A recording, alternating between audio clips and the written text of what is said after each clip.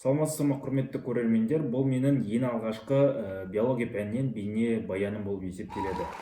Біздің оқу жүйеміз қашықтық оқуға көшкендіктен мен осындай онлайн сабақ түсіруді жөн көрдім.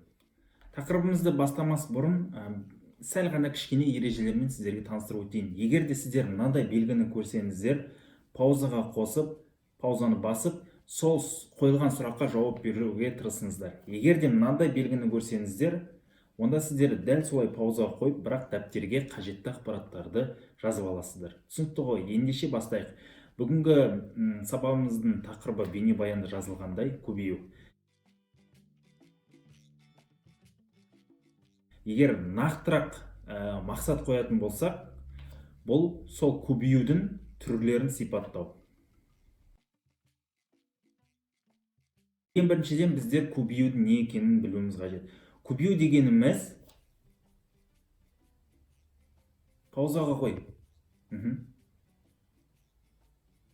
Көбею дегеніміз, дұрыс айтасыздар, көбею деген бұл тірі ағзалардың өзіне ұқсас ұрпақтарды дүниеге әкелуі.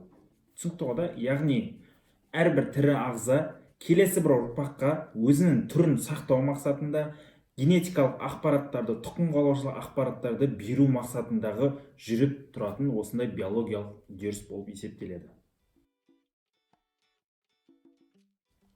Ағзалардың көбеюі біздерде екі түрге бөлінеді негізгі. Бұлар жыныссыз және жынысты. Ең бірінші жыныссыз көбеюге тоқталатын болсақ, жыныссыз көбею дегеніміз бір ғана ағза қатысатын көбеюдің түрі. Бұл көбеюдің түрінде ешқандай гаметалардың түзілуі немесе гаметалардың қосылуы секілді құбылыстар немесе үрдістер жүрмейді. Гамета деп отқанымыз бұл я аталық немесе аналық жасуша, жыныс жасушасы.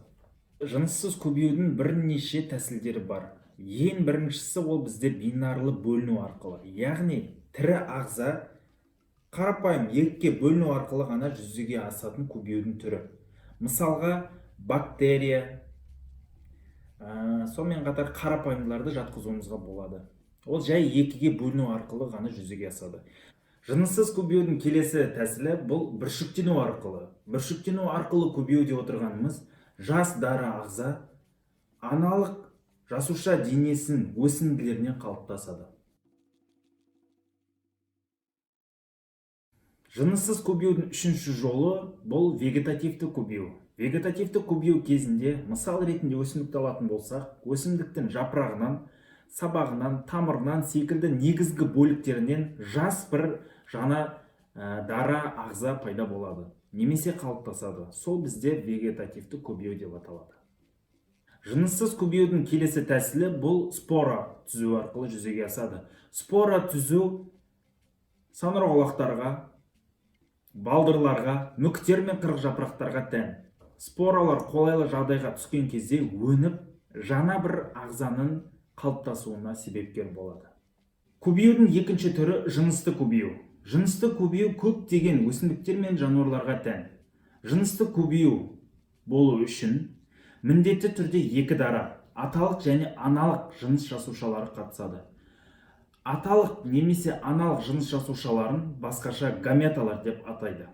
Егер де аталық гамета болса, ол сперматозоид, аналық гамета жұмыртқа жасушасы. Әр гамета өзіне тән генетикалық ақпараттарды тасымалдайды. Нәтижесінде аталық және аналық гаметалар қосылып, зигота түзіледі. Зиготадан пайда болған ағза бастапқы аталық және аналық ағзадан генетикалық тұрғыда өзгеше болады. Сол аталық және аналық гаметалардың қосылу процесі ұрықтану деп аталады. Тапсырмаларға көшетін болсақ, бірінші тапсырма, мен белгілі бір ақпаратты айтамын.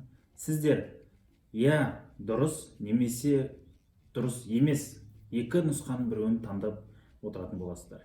Біріншісі, тірі ағзалардың көбеюі үшке бөлінеді. Жынысты, жыныссыз және жартылай жынысты.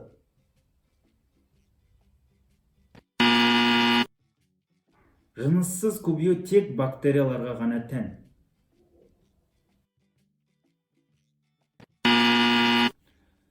Бинарлы бөліну түріне бактериялар, сонымен қатар қарапайымдыларды жатқызуымызға болады.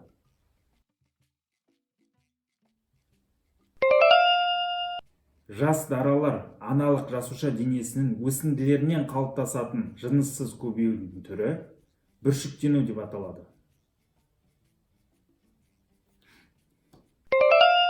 Вегетативті көбеюдің түріне мысал ретінде өсімдікті алатын болсақ, өсімдіктің сабағынан, жапырағынан, тамырынан секілді негізгі бөліктерінен пайда болған жас ағза вегетативті көбею тәсіліне жатады.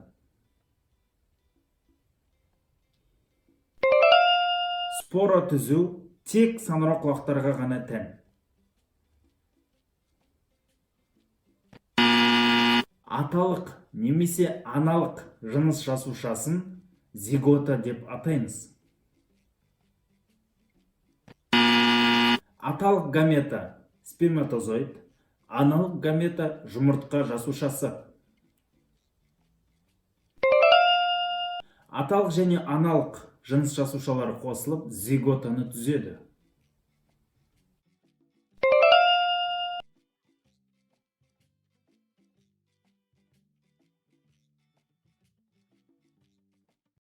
Құрметті оқушылар, бұл менің ең алғашқы бейнебаяным болғандықтан, қандай да бір қателіктер болса, немесе ұсыныстарыңыз болса, менің жеке парақшама жазып, кеңес берулеріңізге болады. Келесі тақырып жыныссыз көбеюге тоқталатын боламыз.